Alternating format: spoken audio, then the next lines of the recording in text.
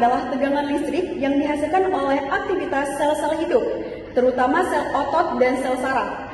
Sumber utama biopotensial dalam tubuh berasal dari perbedaan konsentrasi ion di dalam dan luar membran sel. Ion-ion seperti natrium, kalium, kalsium memiliki peran penting dalam menciptakan perbedaan muatan listrik yang membentuk sinyal. Nah, dalam konteks jantung, sinyal listrik dihasilkan oleh sel-sel otot jantung atau kardiomyosit melalui proses yang disebut depolarisasi dan repolarisasi. Nah, depolarisasi adalah fase di mana ion natrium masuk ke dalam sel, membuat bagian dalam sel menjadi positif. Sebaliknya, kalau repolarisasi adalah fase di mana ion kalium keluar dari sel untuk mengembalikan muatan negatif di dalamnya. Perubahan potensial membran ini menyebabkan aliran arus listrik yang dapat terdeteksi di permukaan tubuh melalui alat EKG. Aktivitas listrik ini diawali dari nodus sinoatrial atau SA node yang berfungsi sebagai pemacu alami jantung. Nah, impuls kemudian menyebar ke atrium, nodus atrioventrikular atau AV node berlanjut ke bundel His dan serabut Purkinje yang menyalurkan sinyal ke seluruh bagian ventrikel. Rangkaian aktivitas listrik inilah yang menjadi dasar rekaman EKG. Alat ukur elektrokardiografi atau EKG. EKG adalah alat diagnostik untuk merekam aktivitas listrik jantung dari permukaan kulit, ditampilkan dalam bentuk grafik atau elektrokardiogram.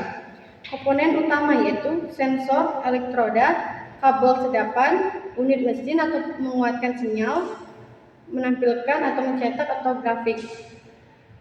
Pemeriksaan standar menggunakan 10 elektroda yang ditempatkan di 4 anggota tubuh, lengan kaki, dan 6 di dada ini, menghasilkan 12 sedapan untuk gambaran aktivitas menyeluruh.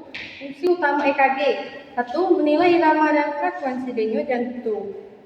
2. Mengamalkan gangguan listrik kondisi jantung. 3. Menunjukkan tanda iskemia atau kekurangan darah atau infarktmiogram, kematian atau jantung. 4. Mendiagnosis pembesaran ruang jantung. 5. Memantau efek obat-obatan atau kardiovaskuler.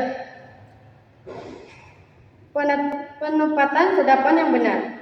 Perawat bertanggung jawab memastikan pemasangan elektroda akurat, bersih, dan bebas gelombang abnormal. Pemasangan elektroda standar beranggota tubuh dan 6 sedapan di dada. F1 kurang F6 harus tepat. Selanjutnya, mengenali artefak dan troubleshooting. Yang pertama, artefak gangguan pada hasil rekaman EKG yang bukan dari aktivitas listrik jantung, misalnya dari faktor eksternal, gerakan pasien, dan gangguan alat. Yang kedua, penanganan. Perawat harus cepat mengidentifikasi dan mengoreksi seperti menenangkan pasien agar tidak tegang atau bergerak, membersihkan kulit, mengganti elektroda atau kabel, atau mengecek alat. Selanjutnya, troubleshooting. Penting untuk memastikan hasil EKG valid dan dapat diinterpretasi. Perawat harus memecahkan masalah teknis, misalnya gangguan sinyal eksternal. Nah, selanjutnya persiapan pasien sebelum pemeriksaan. Tujuannya mempersiapkan pasien secara fisik dan psikologis atau edukasi agar pasien paham dan tenang. Selanjutnya tindakannya, perawat menjelaskan bahwa EKG tidak menyakitkan. Pasien diminta untuk tidak bergerak atau berbicara saat pemeriksaan untuk hasil optimal dan menjaga privasi. Selanjutnya, persiapan kulit. Bersihkan kulit menggunakan kapas alkohol atau menghilangkan minyak atau kotoran. Jika terdapat rambut tebal, agar elektroda menempel sempurna. Selanjutnya, lingkungan. Pastikan ruangan hangat dan tenang.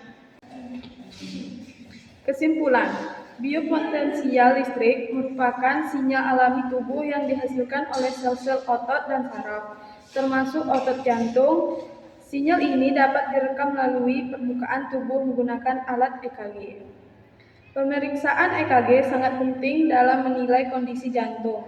dan mendeteksi berbagai gangguan seperti aritmia, infark miokard, dan kelainan konduksi. Peran perawat sangat krusial dalam memastikan proses pemeriksaan EKG berjalan dengan benar. Perawat harus mampu melakukan penempatan elektroda yang akurat, mengenali artefak, menangani gangguan teknis, serta mempersiapkan pasien secara menyeluruh.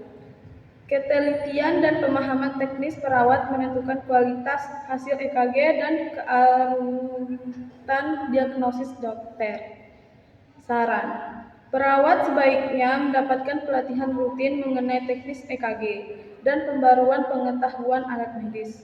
Setiap pemeriksaan harus dilakukan dengan standar operasional prosedur yang jelas. Penting juga bagi fasilitas pelayanan kesehatan untuk menyediakan alat EKG yang berkualitas dan dalam kondisi baik, serta lingkungan yang mendukung pemeriksaan agar hasil yang diperoleh maksimal.